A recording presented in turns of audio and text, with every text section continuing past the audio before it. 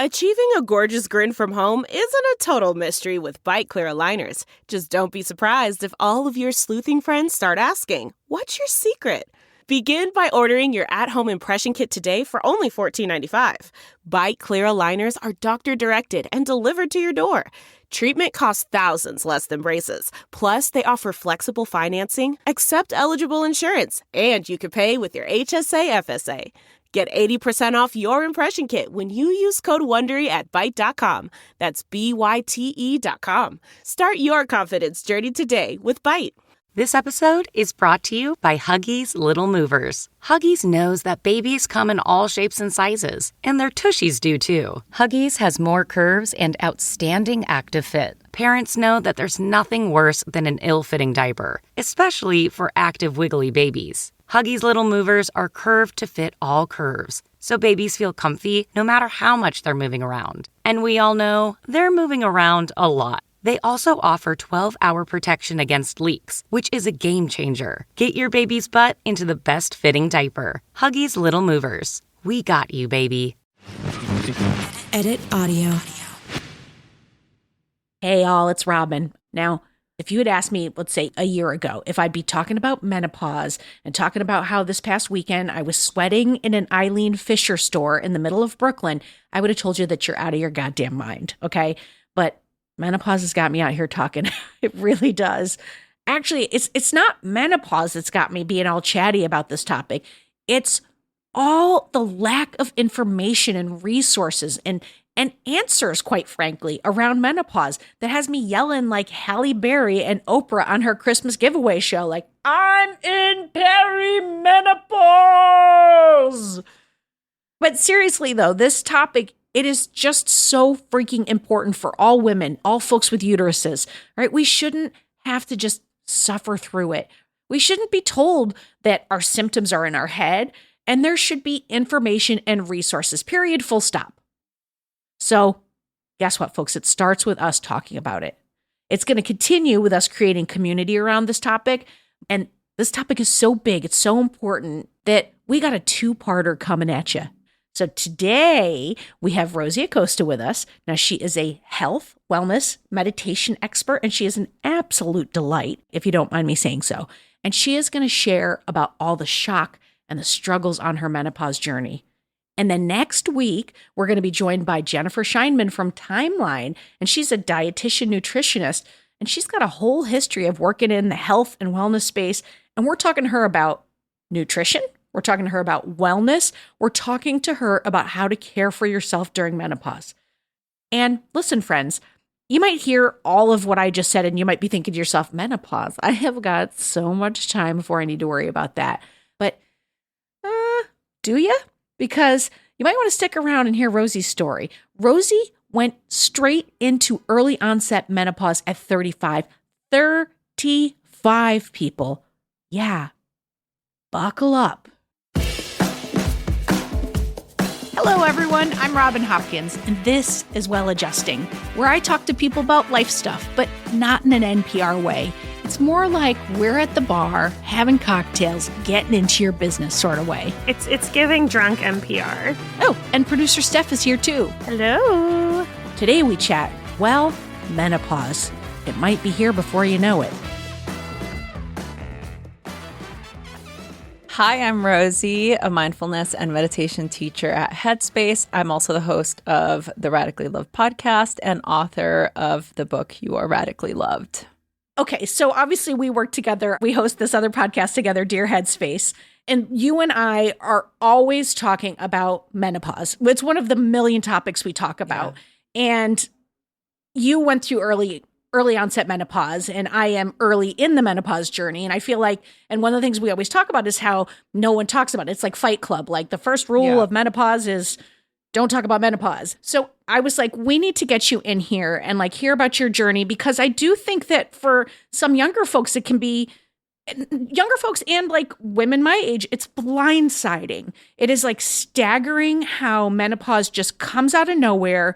And every single day I'm floored by all that I don't know about this process. Like I was literally just sweating in a retail store over the weekend being like, why can't anyone like bring the temperature down, and also thinking about how they must have taken the clothes back and put them on the racks, like with like tiny fingers and being like, these are gross now. So tell us, it's a very long-winded way of saying, tell us about your journey a little bit, Rosie. Yeah, Robin, first of all, I love you so much. So thank you for having me. And yes, I can totally relate to, being in a fitting room or being in an interview or being out in public and getting a spontaneous drenched in sweat. I am standing in the middle of hell right now. Hot flash. So bad. So bad. It's terrible. My glasses were steaming up. Oh my God. And the thing is, it's like, obviously we can sit here and laugh about it. And, I found my crew of menopausal and perimenopausal women. Since I've talked about it publicly, it's like I'm finding, just a new group of gals that, it's really nice to have that support. And yeah, we can laugh about the hot flashes. We can laugh about all of the symptoms, and it makes you feel a little bit more at ease. But to answer your question, yeah. So my journey kind of started in the midst of a fertility journey, which was a little bit confusing because Tori and I started to try and have a family when I was 35. I went through a couple of miscarriages, and I thought I was just hormonally imbalanced, right? So perimenopause started soon. I mean, right after, I think, my third miscarriage. So I started to have symptoms. I honestly think, looking back now, I started having perimenopause symptoms at 34. If I really look back and start to think of, a couple of the missed periods and, just kind of my mood. And I blamed it on the fact that at the time I was traveling a lot. I was doing a lot of international retreats. There was a lot of stuff going on, and I just blamed the sort of missed periods, the moods, the lethargy, the brain fog. I was just blaming a lot of that on just traveling and being exhausted, right? So isn't that like one of the cruelest things about being a woman, whether it be getting your period, getting pregnant, or menopause? All of the symptoms are similar. Yeah. It's like, how do you even know? Like, I could look back and say, like, I think I'm in the process of menopause at this point. Like, I'm not sure exactly when you say you go from peri to so meni. So just so you know, I just learned this. Okay, tell me. So perimenopause is what starts prior to, right? You start to notice the symptoms. You start to miss your period occasionally, and you start to acquire, the mood swings, brain fog, hot flashes, perhaps some achy pains. There's like joints. 63. Yeah, there's like 63 symptoms, up to 63, I think. So once you've missed your period for exactly 1 year, menopause, it's 1 day. Like, you go through menopause in 1 day, and after that, you've missed your like a year and 1 day is menopause. I think it's like, within that I think year. You're right. So I'm still in peri then. So you're still in peri. And so once you go through that menopause day, then you're postmenopausal. So you'll hear me say I'm postmenopausal. Or I'm in menopause. I'm postmenopausal because I've already gone through all of the cycles, right? So just to go back a little bit, that's sort of where the cycle started. And you're absolutely right. You miss a lot of the symptoms because they're very similar to everything else, to all the others. Or your life is happening. Like, I was so mad for like 3 years, but I had young kids. Yeah, so I just thought like, oh, life's hard. I was like, life's hard. Shut up. Like, she's like, I'm just a mom. I'm just being a mom. Stop being mean to your wife because life's hard. Yeah, like, that's, exactly. Well, sorry, that's Mary. the other thing, right? It's like the issues that you go through in your relationships and you don't even know. I mean, I was just blaming it all on the fertility stuff. I'm like, it was the miscarriages and pumping your body with hormones, all of that. Exactly. Yeah. So it was a lot of navigating that, but it wasn't until like end of 2019, 2020, where I was like, I just was at a place where I couldn't do it anymore. I'm like, I'm done. I need a break. My body needs a break. This needs to stop. And fortunately or unfortunately, there was no going to doctors or clinics anyway, because it was, there was a pandemic and everything shut down. And so what is that you call it? The pandy? The pandy. Yeah, it was the pandy. So the pandy happened. And for me, it was like, it gave me the respite that I needed in order to really reset and assess where I was, how I was feeling. But then, boom, it was like the hot flashes started. And that was my first indication I was really like not just moody. Yeah. Well, and here's the thing, Rob. I'm curious for you, what happened when you experienced the hot flashes, if you noticed it right away, like, this is strange. Well, so my partner's a lady and a little bit older than me, so I knew what it was because of having watched Mary go through it. Okay. Now, like, and this, by the way, you could tell we're both podcasters because I'm going to be like, I'm curious your feelings, Rosie. We're both just going to be asking each other questions, but because I'm curious if you have a family history of it, because my mom has been dead since I was early 30s. I want to say like 33. So I couldn't ask her. And her mom was like a drunk lady who was also dead. So it was like there was no way for me to get like historical, because there is like, if you go through it early, like if your mom goes through it early, there's a chance you could. Like there is a biological component to your menopause journey, correct? Yeah, I think you're. Don't think I'm speaking out of turn. Well, I think you're right, and it would be a fair assessment to make. I think no, there was no history female that I know of. My mom didn't start. She went into perimenopause in her late 40s. So she started later on. And as far as I know, the women in my family, they all started about that same time. So for me, it was, going into perimenopause at 35, 36 and being postmenopausal by the time I turned 40. Wow. It was like, that's really early, Yeah. I think the sort of point that I really want to drive home in this experience is that perimenopause is probably one of the hardest things that women will go through in their entire life. Yeah. I mean, I've said this before, and I'm sure I'll say this many more times, but like the breaking point for me to go to see a doctor about hormone replacement therapy was that I was sitting on a bed and I just was sitting there thinking, well, maybe I'm just a depressed person. Yeah. And I was arguing with myself. I was like, no, I used to be fun. And then I was like, well, maybe I just don't know. Like maybe I wasn't. And then I was just like, no, I think like something's not right here. Because it's like, I know I was fun. People told me I was fun. I'm not anymore, but I used to be fun, damn it. Can I ask you a question? You're still fun. You're absolutely fun. I'm fun until about 8:30 p.m. And then the lights are off. Okay, ask the question. Go for it. I'm curious, like what we've talked about hormone replacement therapy, you and I. Yeah. What drove you to finally say, okay, I want to investigate this or I want to try this?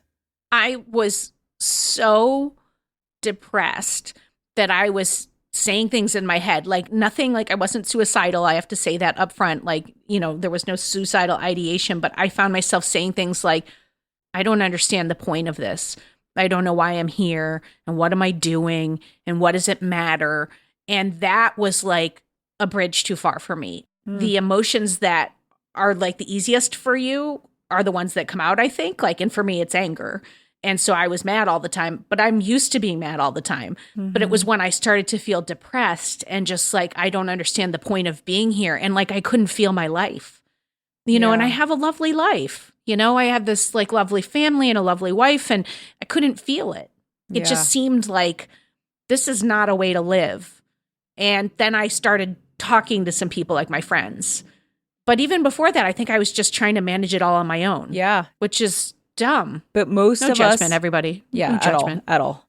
But most of us do that, Robin. I mean, and thank you for sharing that. And I'm really sorry. And I know it's really hard. And I can totally relate to what you're saying. It's almost like the thoughts that you're thinking are yours, but they're not your own. Yeah, I felt like, remember that movie? Well, there just was Inside Out too, but Inside Out, like it felt like someone else was driving the ship. Yeah.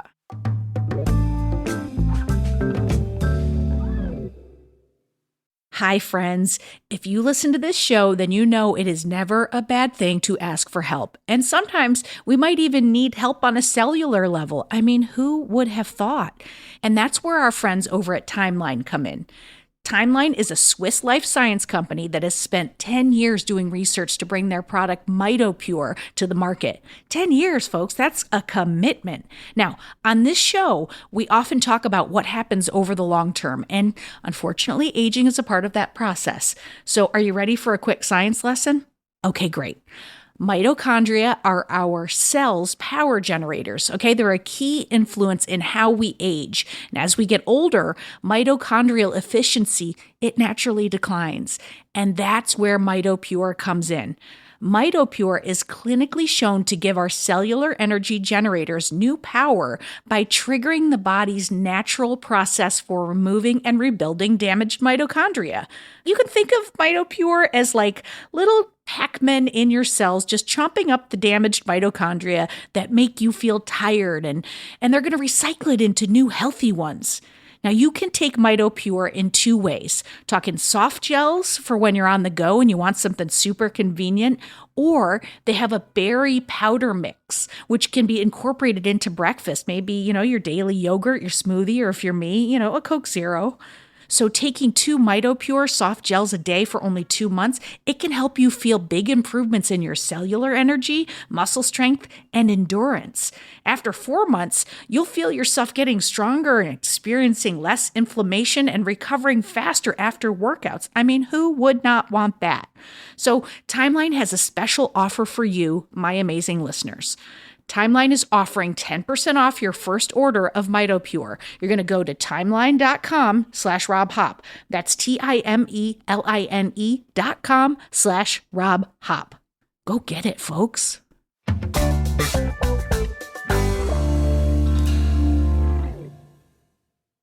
Did you know that parents rank financial literacy as the #1 most difficult life skill to teach? Meet Greenlight, the debit card and money app for families. With Greenlight, you can send instant money transfers, set up chores, automate allowance, and keep an eye on your kids' spending with real-time notifications. Kids learn to earn, save, and spend wisely, and parents can rest easy knowing their kids are learning about money with guardrails in place. Get your first month free at greenlight.com/Wondery. That's greenlight.com/Wondery.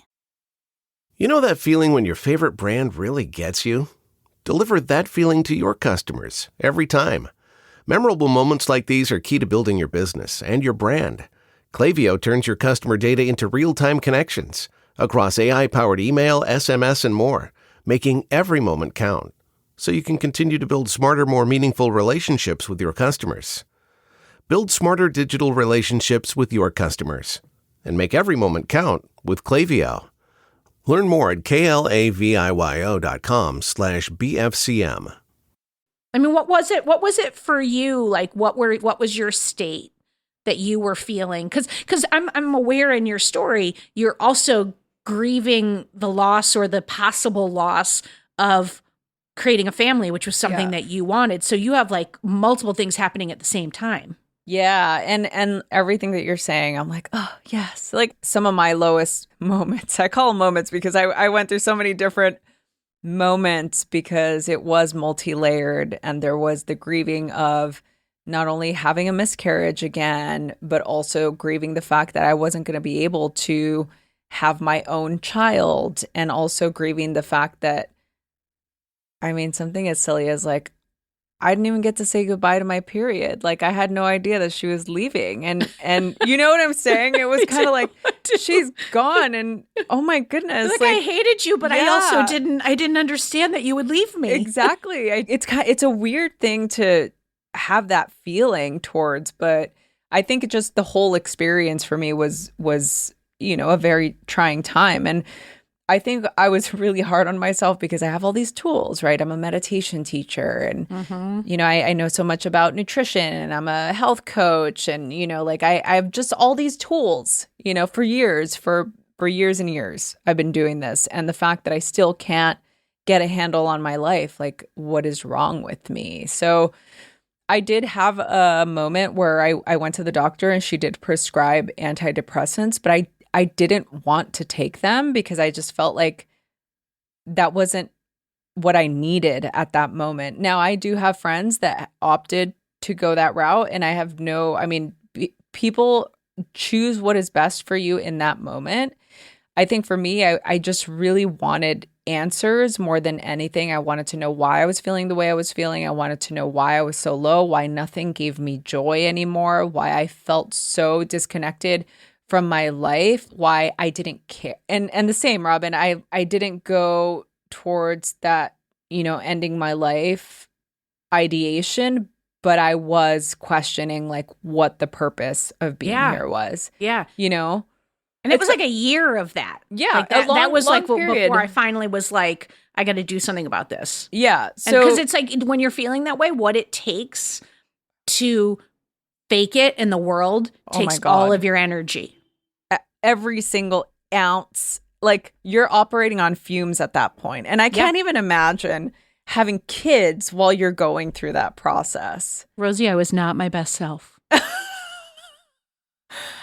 Yeah, I mean, and the ages, women ages 44 to 55, if I'm not mistaken, is the highest rate of suicide in women. Those are like, that's the demographic. Isn't that like, so I've heard you say that before, and it does not, the blow is not less. Because that is such a staggering statistic that like no one has given a fuck about. Yeah. It's like, because it's like, as we're talking about this, it's like, how much would your process have been easier or mine if I knew? Yeah. If I knew to be on the lookout for these things. If someone had said, hey, do you think maybe some of your anger is this, or do you seem sort of depressed? It's like, and I know we're all doing what we can. And I know that like for me personally, and I assume knowing you, Rosie, it's probably pretty similar. Like I put on a good face. Like wherever I'm going, I'm not going to let anybody see that I'm like crying in the bathroom and eating Snickers bars. Just a select few will know about that, you guys. But how much of that could have been avoided if we knew? 1,000%. I mean, this is why these conversations are so important, because we don't, I mean, look, even just talking about the fertility journey within itself. Yeah. There's so much that I didn't know about my body. The same thing with this is, why didn't the doctor see like, okay, the next step from here is probably this. Oh, look at her estrogen level. Her estrogen is dropping. Or look at her hemoglobin A1C, my metabolism. Like all of these things start to change. And for nobody, the doctor specifically, to not see, oh, this is happening. Instead, my doctor was like, your body is the enemy and this is aging. Yeah. Like that's what I was told. Oh, here are some antidepressants, by the way. Yeah. Wait, say the thing your doctor said to you. Oh, yeah. This is brilliant. Basically, you're drying up from the inside. You're drying up from the inside. I could just see your face. I could see your face when the doctor said that. Yeah. But I feel like there's two things in that, right? There's one thing in that we don't have a holistic healthcare system here in the United States. Like you're going to pieces and parts of doctors and they're trying to see as many patients as possible. And just feels like there's no connection. Yeah. Like nobody's going, oh, I noticed last year you complained about that. Or I noticed this drop. They're just like, how do you feel today? And move it along. Yeah. And your chart. Yeah. But then there's this other side of things. And like producer Steph knows me very well and knows that I'm not one to say this. It all feels very sexist because it's like, if you think about our education as women and about our bodies, it's kind of like keep your knees closed or you might accidentally get pregnant. And then at some point you'll stop having your period and it's called menopause. And that's it. There's no like specialty care or like, I think about all the things I've learned about my body along the way about like, oh, a couple nights before I get my period, must be a hormone surging because I have trouble sleeping, or like I feel food cravings, or like none of that kind of stuff is talked about, the cyclicalness of what we go through as women. And it's damaging. Well, here's the thing, Robin, like the minute that we get our period, we are in a cycle. Yeah. That's just the way our operating system works. Like if we look at it from a perspective of, as women, you have female reproductive system, you will be going through cycles every 20 to 30 days, like for the rest of your life, even in menopause, by the way. So you are still like, even for me, I just now follow the moon cycle and I still treat my body because I feel the cycles, I still That's feel. Interesting. Yes. I haven't paid any attention to that. Yeah, because for me, it's just helpful in a way of like being able to assess, okay, like this is my dosage for my hormones right now. And I feel really good and I'm in a really good place, but I'm still going through these waves. And if I pay attention, I'm like, I'm in the luteal phase now, so I should be doing this, or I'm in the ovulation phase, so I'm going to be doing that. it puts you in a different perspective of we are just a cyclical sex. Yeah. That is what we are. And if we treat ourselves more from a perspective of we have to go with the ebb and flow, I think it's a lot easier for us to look at our wellness from a holistic standpoint rather than something that's static. Unfortunately, the medical industrial complex is not set up to treat each individual as such. And so they have the parameters of, well, here are the statistics, here's the gauge. According to this gauge, if you test right about in the middle, then you're healthy overall. But looking at it from a bio-individual standpoint, that's not really healthy, right? It's like, I'll give you an example. So my metabolism was one of the things that I was checking because I felt, for me at the time when I was on the hormones that I was put on, I was just put on birth control, which a lot of the times doctors will prescribe. But what I've found is that in birth control, if you are in menopause, it is sort of 10 times the amount of estrogen and progesterone that you need from what I've been told. And so that might not work for everybody. And I know for me, I was just having all these issues still. And the issue I was having the most with that was the inflammation and the joint pain. My joints are like off the charts. And this is part. So estrogen directly affects our joints as well. So the less estrogen we're making, the less support those joints have in our heart, in our brain, cognitive function. That's why we have all these symptoms, right? Because estrogen essentially is she's wanting to leave the building, right? So either we find something bioidentical, which a lot of the times they prescribe something like Estrace or estradiol for you to take. And there's a lot of sort of information on that too. And I'm not a doctor. I do have a lot of information, but I don't want to like give people the wrong information. Do the research, ask your doctor. I was just going to say that's going to be the takeaway of this is like, we're just pointing out this is a thing, but then you got to do your research. Exactly. And so I know for me, so as estrogen is leaving the building, there's this thing that happens called anthralgia. I know now. What if you speak? So Dr. Vonda Wright, she's a musculoskeletal expert, physical doctor, scientist. She's incredible. I interviewed her a couple weeks ago. I had seen her talk about this before. Anthralgia is a medical term that means joint pain or stiffness, and it can be a symptom of many conditions, right? So what Dr. Vonda Wright was saying to me is that a lot of women in perimenopause and in menopause start to experience this. And I was telling her, I'm like, that is what I had, because I would wake up, Robin, and I'm not kidding, I was in so much pain. Yeah. Like pain where I'm like, I couldn't explain it to Tori, and I didn't want to sound like a fucking wuss, because I'm just like, I'm tough. I'm a tough broad, like I've run marathons before, like I can go. But I would wake up in so much pain that it would make me emotional, because I'm just like, I hurt. My body hurts, and I don't want to keep living off of ibuprofen because I was not used to taking stuff. And I'm like, if I'm going to be living off of ibuprofen and Advil and every day I'm taking, these anti-inflammatories because I am just in so much pain, like this is not going to work for me. So the minute that I got on HRT and, we started to kind of regulate that system, the joint pain went away. Yeah. So that to me is a direct correlation to, okay, this was related to the estrogen. Yeah. This was related to my depletion in estrogen. So now I know that.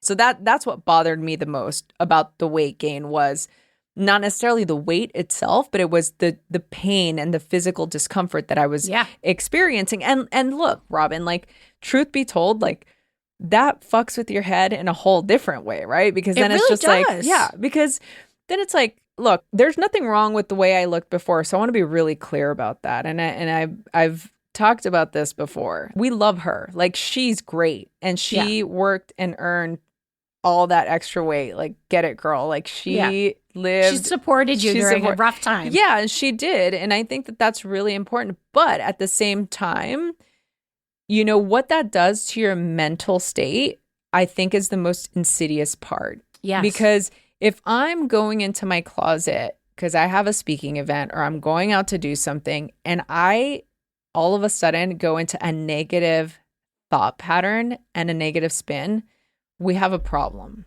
right? Yeah. Because I can't be sitting here advocating for self-love and mindset and being mindful and living a mindful life if I'm sitting in my closet berating myself for not being able to fit into something. I just pictured you in the corner of your closet just crying, holding a sweater that's too small. Yeah, exactly.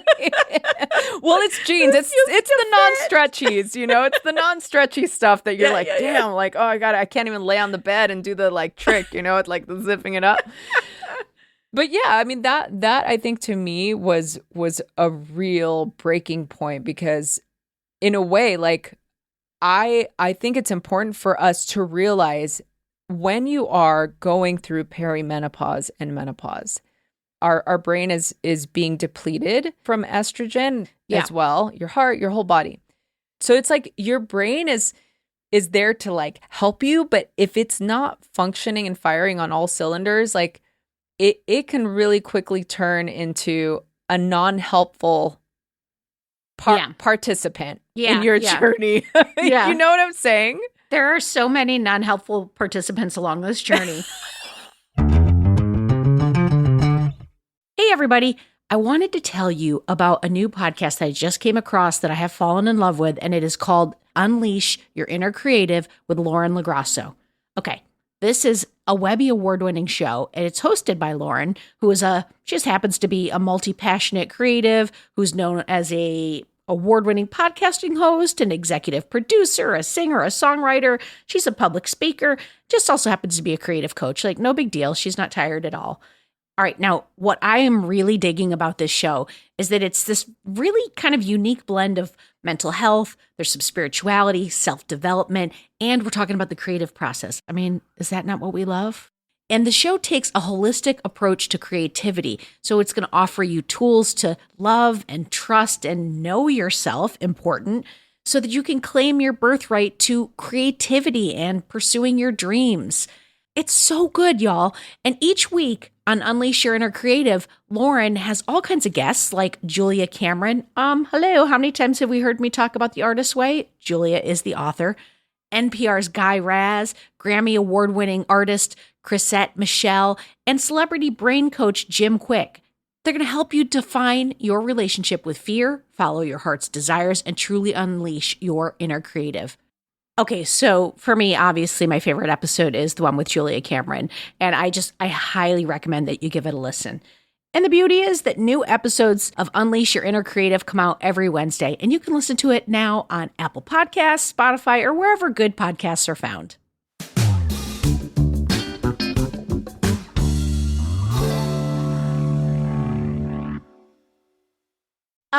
I want to do this because of who Rosie and I are, and because we're both in the echo chamber. We're like MSNBC and CNN at the same time.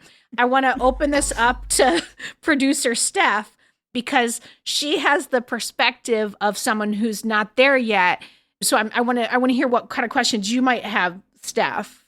I have so many thoughts. I mean, first of all, I think the like feeling of your brain being like, you know, dissociated or something, like that you're like separate from your thoughts is so difficult. And I can't imagine how much more difficult that is as someone who like practices being reassociating. Yes. Like, yeah, like you have all the tools and that alone like brings me to this, which is like, there is a very real physical component to all of this, right? Like there are so many things happening with our bodies all the time. Most of it we don't understand, I think. We as like a group, not us three specifically. I think, you know, we're trying our best. Which is like a really real problem. And then there's the whole emotional side of it, which is sort of tiered because there's an emotional side of it that's like the shame, stigma, loneliness, the almost like societally imposed and self-imposed like horrible feelings around it.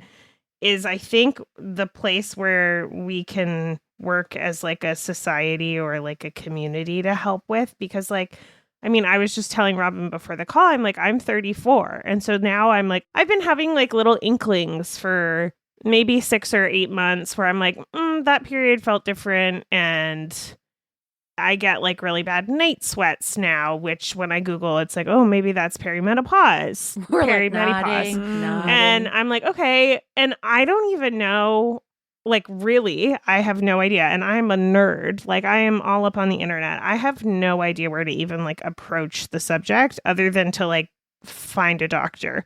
But then there's this whole other layer where I'm like, I was on birth control until I was 29, 30, and I don't actually know what's happening when I have a period. Like, I had no idea. And so it was really like undoing, like I stopped taking birth control. I had to learn what was actually happening. And I started like tracking my own period. So I understood like sort of like the rhythm Cycles, of my body.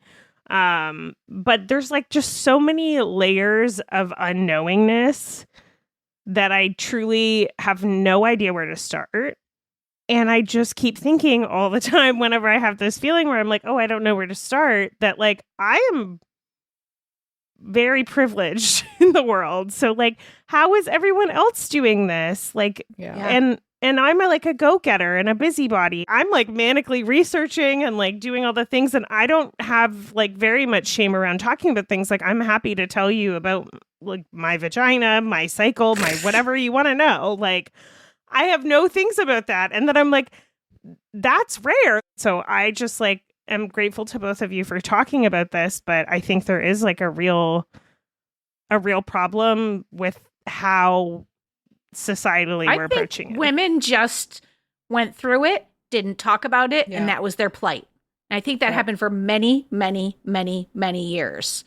And I want to say about your point about the layers, about the shame, like I thought a year ago, I would not be doing this because I work in a business like where your face, like what's that whole quote about women in acting? Like they need to be fuckable. And if they're fuckable, like then that you get hired. That's the whole thing. And that was never my jam. Like I was always like, but how about a funny fuckable gal?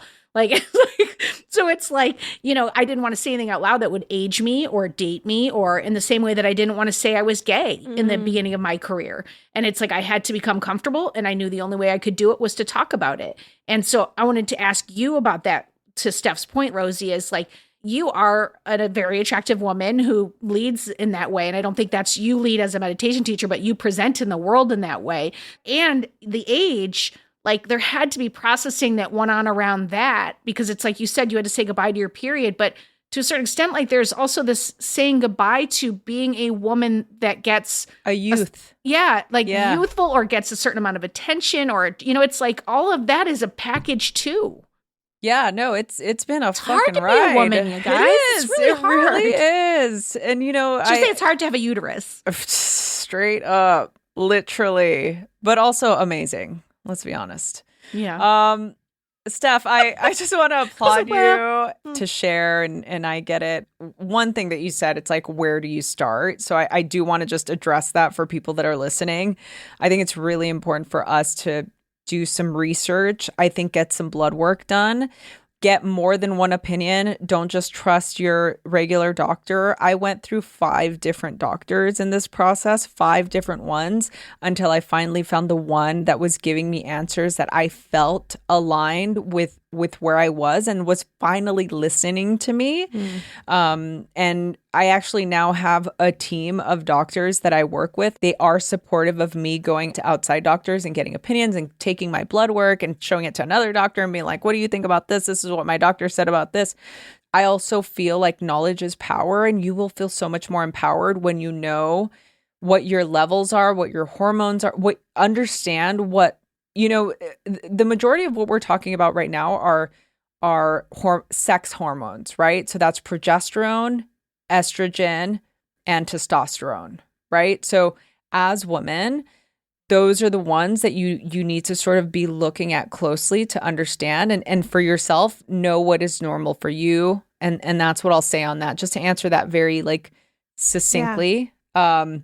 But then going to what you were saying, Robin, about that piece of grieving the sort of youthful part of yourself. And look, I'll tell you right now, like I mean, if I was not in a relationship and I was single and out in the world mingling, and I don't know that I'd be out here talking about being in menopause and vaginal dryness and, like weight gain and, all of hot flashes and mood swings and all that stuff. I don't know. I think my ego would probably have a lot harder of a time with it. And then some people might be like, well, do you not have a hard time talking, with your partner? Like, well, how does he feel about it? And like, what's his thoughts on, you sharing? And it's like, the reason why we've been together for 20 plus years is because he I'm not going to say lets me because he doesn't fucking give me permission. Let's be honest.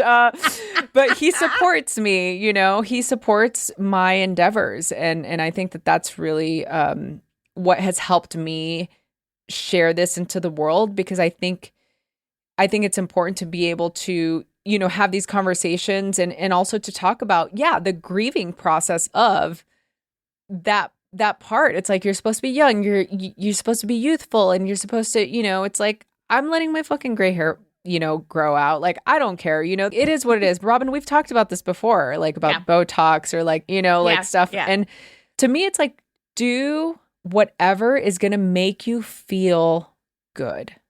For me, like, there are certain things that bother me and certain things that don't. It's like, I have a girlfriend that's like, why don't you cover your gray hair? And it's like, because it doesn't bother me. It does not bother me at all. I earned it. I'm going to keep rocking it, Meanwhile, and one this morning, I was in the mirror like, that so bothers me. I need to get in for another highlight.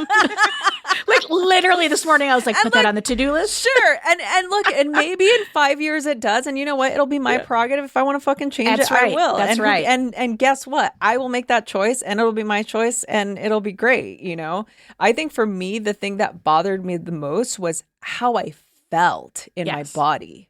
In our society, we value the external so much more than the internal. And I think that that's where the issues come in. Like, we would not have any issues with aging if there wasn't so much of a constant barrage of anti-aging. Aging is bad. Aging is bad. Aging is bad. It's like everything that is presented to us is youthful is better.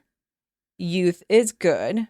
Old Except is if you're bad. a man, and then it's like Then your it doesn't matter. sage, wisdom, and salt and pepper growing into your looks. Yeah. I mean, I really love right now. I mean, we just saw the Emmys. I don't know when this is coming out, but we just saw the Emmys, and one of the winners, I think the guy that wrote Hacks was talking about how now, like, there are more roles given in the last couple years to women over 60 than any time in the history of Hollywood. Which I'm like, yes, and yes. More of that, please. More of that. Because here's the thing. It's like, women don't just drop off the planet after 50. Like, we don't just drop. You know what I'm saying? It's like, there's... Also, we have so much to offer. Like, I've never been smarter. I've never had my shit together more.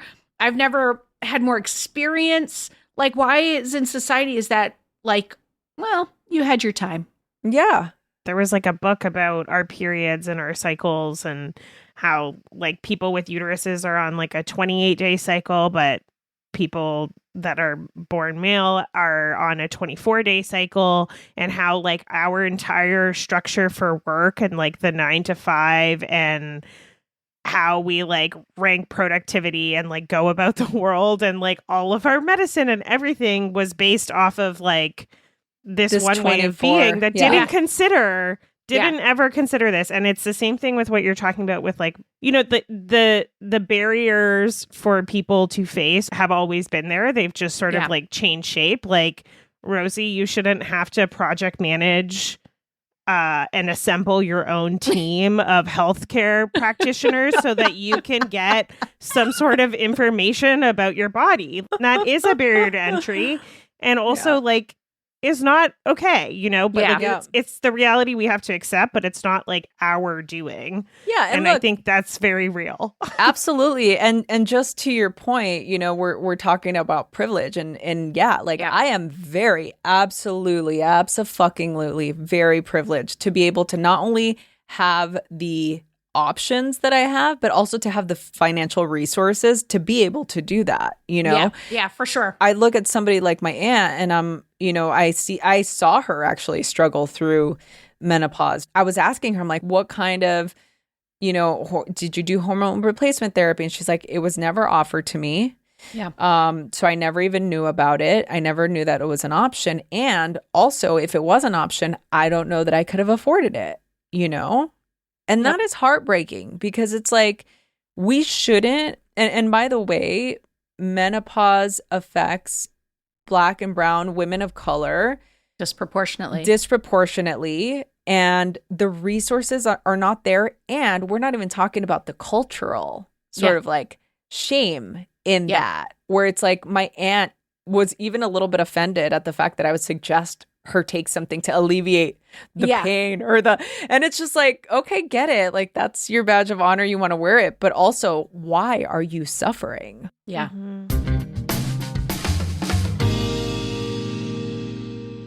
All right. So what I know is that we could talk 16 more hours about this, but just so our listeners don't have to listen to a 16-hour podcast, I'm going to say this. I think we should talk takeaways because a good portion of our audience are younger folks. So let's talk takeaways for what you would tell either to your younger self or a young listener who this is an early introduction to the conversation. I would say get to know your body. You are always going to be your own best advocate. Nobody is going to come save you. You really need to give yourself the empowerment and the autonomy to find answers and information for yourself, because nobody's going to take care of you the way that you're going to take care of you. That's amazing. And what's funny is you're touching on what mine was going to be, but it's actually for me. So I'm thankful that you just said that, because I've been sitting here for the last couple of months, because it's like, so many things that you said landed today of like that it's cyclical and sometimes things will work and you need adjustments. And my doctor, who I've delivered both my children, I love the practice. I've gone there forever.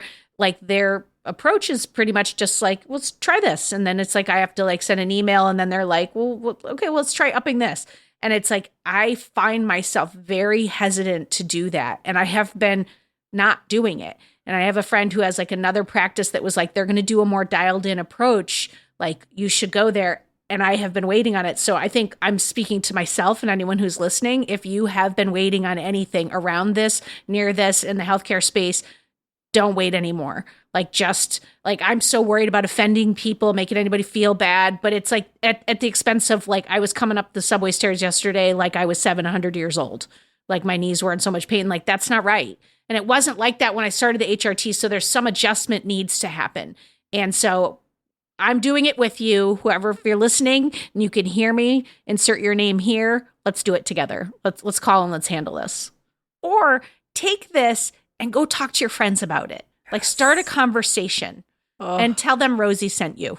Rosie, tell them where they can follow you, where they can hear more of you. Because you say so many wonderful and wise things on so many different platforms like that. Oh my goodness. We all just need to be in your inbox. So I'm talked out. But I second Robin, everything that you said. And if you're listening, yes, please talk about it with your friends. Like, this is how we're able to acquire knowledge and information and feel supported. I think that's really one of the key things, is to know that you're not alone and that you're not fucking going crazy. So yes, I am pretty available for everyone.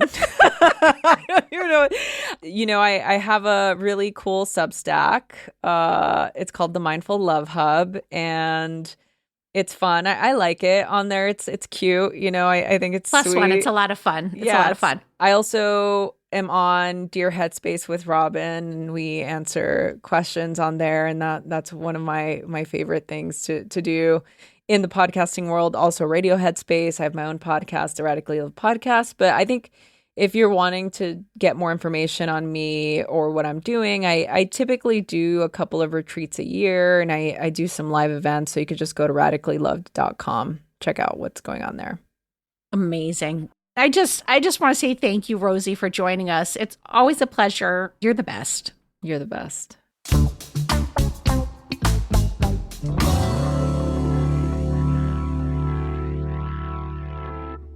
Oh, Rosie, thank you for joining us today and for your openness about this topic.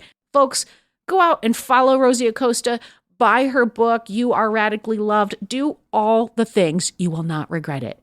Now, before we leave you, at the top of today's show, I told you that this topic was just too big for just one episode. So next week, we are going to be joined by Jennifer Scheinman, a senior manager in nutrition affairs at Timeline. What a fancy title. And Timeline is a life science company and global leader in urolithin A research. No idea what urolithin A is? Don't worry, Jen's got all that info for us. Anyway, as well as being a ton of fun, Jen is a smart cookie, and she's going to be talking to us about what you can do to care for yourself when you head into menopause. Now, here's a little clip of what's coming at you next week. Women, again, especially in I'm Gen X and my age group, it was be small, be thin, yes. Count calories.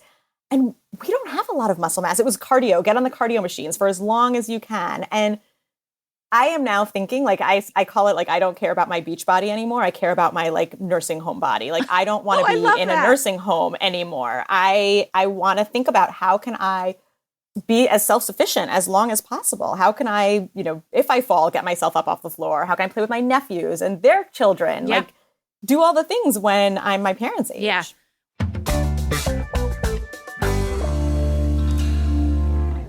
I mean, folks, you can hear from that clip that she's just the kindest and the wisest. Am I right?